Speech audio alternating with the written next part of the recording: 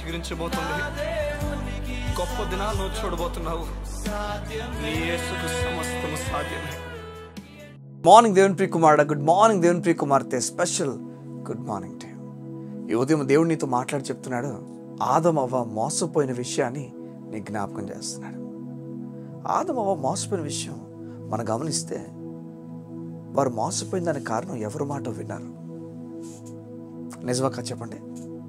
అవును, వారు సాతాను మాట విన్నారు. ఈరోజు దేవుని మాట కాకుండా వెలుపల ఎవరి మాట వింటున్నావో జాగ్రత్తగా ఉండాలి. అపవాది నిన్ను మోసపరచడానికి ఎన్నో మాటలు పలుకుతాడు. అది బెస్ట్, ఇది బెస్ట్, దాంట్లో చేయి, ఇందులో చేయి, మోసపూర్చే విషయాలు ఎన్నెన్నో అపవాది కలుగు చేస్తాడు. అవన్నీ ఎలా ఉంటాయి? అత్యాశ వైపు తీసుకెళ్ళిపోతాయి. అపవాది వచ్చే కోణం గమనించండి. ఇప్పుడు కూడా అవ్వకేం చెప్పాడు చెప్పండి? ఇగో ఈ పండు తింటే ఏమో చెప్పండి, నువ్వు దేవతలుగా అయిపోతారు, దేవుళ్ళుగా అయిపోతారు, మీ కన్నులు తెరవబడతాయి. ఇవన్నీ మీకు దేవుడు చెప్పలేదు. చూడు, దేవుడు ఒక అబద్ధికుడు ఎవరు చెప్పండి? సాతాను. కానీ ఎవరిని అబద్ధికుడిగా చేశాడు చూడండి, దేవుడు అబద్ధికుడిగా చేసేసాడు. ఈ ఉదయమున దేవుడు అన్నీ ఇస్తాడు. ఈ లోకం వైపు నుంచి ఆశించొద్దు. ఈ లోకం చెప్తే అక్కడ డబ్బులు ఇన్వెస్ట్ చేయి, ఇక్కడ డబ్బులు ఇన్వెస్ట్ చేయి, ఇక్కడ చేయి.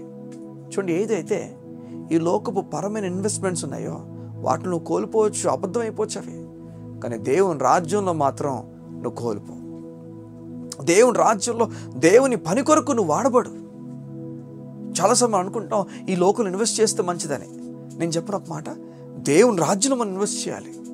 మన ధనమును, మన బలమును, మన సమయమును దేవుని రాజ్యం కొరకు ఇన్వెస్ట్ చేయాలి మనం. అప్పుడు గొప్ప కార్యాలు మనం చూస్తాం.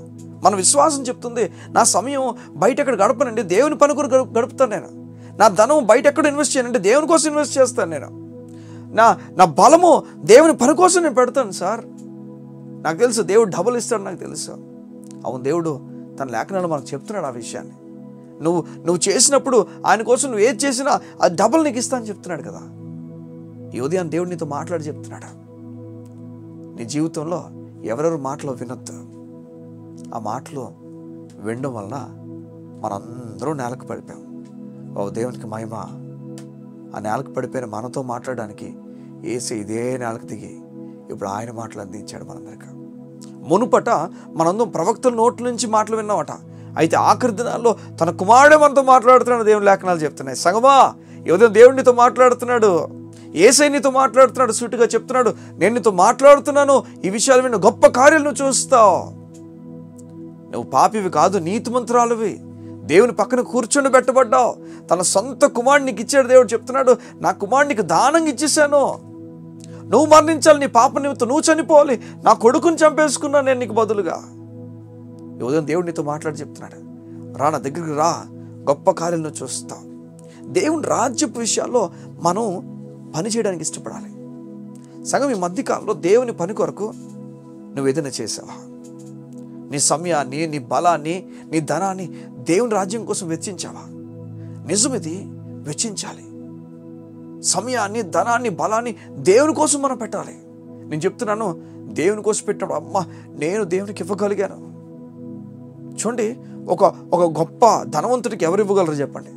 కానీ ఇది కృప మనకి ఇవ్వబడుతుంది.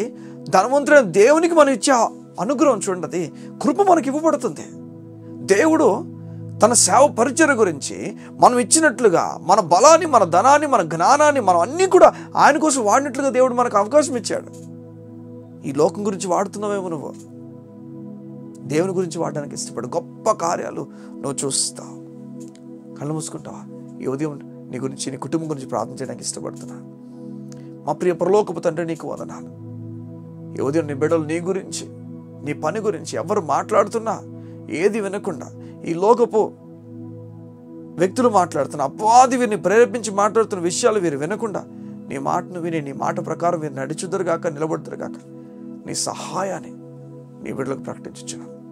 దేవుని కార్యాన్ని నీ బిడ్డలు చూచుదురుగాక. గొప్ప కార్యముతో నీ బిడ్డలు నడిపించండి యేసునామములో.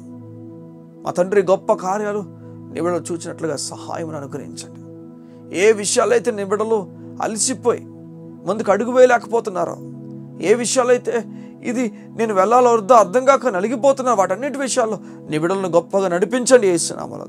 ఘనమైన కార్యాలు నీ బిడ్డలు జరిగించమని కోరుతూ యేసయ్య నామమున ప్రార్థించుచున్నాము తండ్రి. ఆమేన్, ఆమేన్. గొప్ప కార్యాలు దేవుడి కోసం చేయబోతున్నాడు. ఆయన మీద ఆధారపడి ముందుకెళ్ళడానికి ఇష్టపడు. God bless you. See you tomorrow.